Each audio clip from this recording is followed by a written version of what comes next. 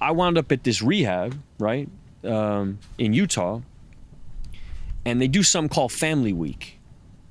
And every week, on a Sunday, everybody who's involved in the program has their family show up on these Skype calls. And everybody will show up in the same room. And your mother, your father, your brother, your sister, your wife, your friends, whatever. Just you and the people? Or no, it's you, the whole squad of you that are in this group. Like 12 of us in my class. Everyone's family. Everyone's family pops up on the screen. And week 1, no one shows up. For me, no one. They got the calls. I know they got the calls, but no one showed up. My mother, my father, no one showed up. Manager, friends, no one showed up. Week 2, same thing. So I'm sitting in this room, and even the person who's like therapizing me, she's starting to feel like this. She's empathizing with where I'm at. Everybody else in the room, we got a dude who like, you know, this isn't just alcoholics and shit. This is like fucking arsonists and like child predators and all kind of wild people in this group, right? And they got people showing up for them. And I don't have nobody showing up for me. And week 2, week 3, I'm there 90 days. So I'm there for a clip.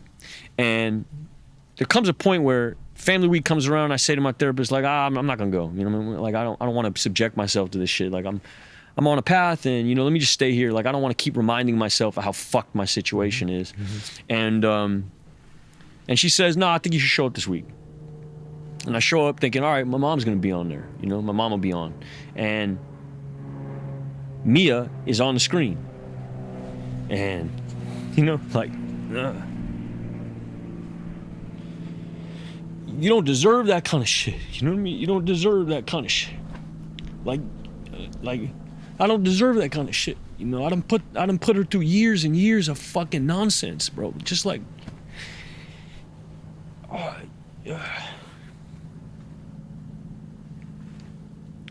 I don't have nothing to offer her either. You know what I mean? I'm in the middle of my shit. You know, I'm like 2 months into this program. You know, I don't even have nothing going on. I have nothing going on. I'm making this list. She's at the top of the list, but I'm not reaching out to her or nothing like that. And you heard her voice. Like, she's like a fucking angel, you know what I mean?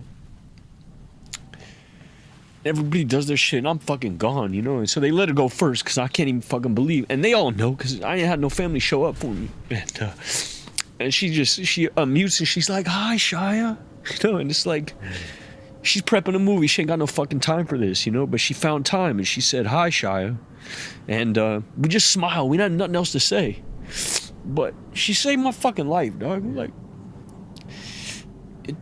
before the kid, before the job, before God, before any religion, before a laugh, before a laugh, before Bo, before a phone, before anything, was this woman's face. And there wasn't no promises made, wasn't no long conversation being had, nothing. Just her presence, the ministry of presence. Sometimes that's all you need to offer a person who's in a situation like that, is like just to be present. And she was present for me at a time when I didn't deserve to have nobody in my life, especially her. And I'm not trying to do this boo shit, because right away my head goes to like, how's this being viewed? I'm such a fuck this way. You're good. Come on, man. Yeah. She's a real one. Man. She's a real one, and I'll never be able to.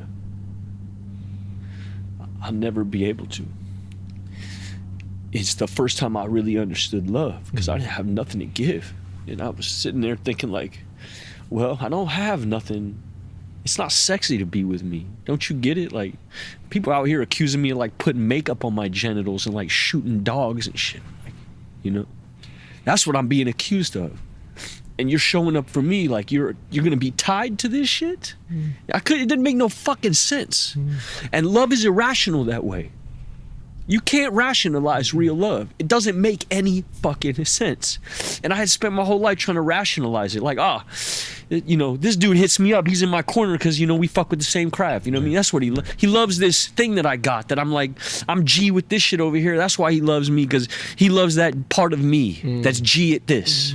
you know, and then I would write your love off like, oh, okay, you love me because I do this shit.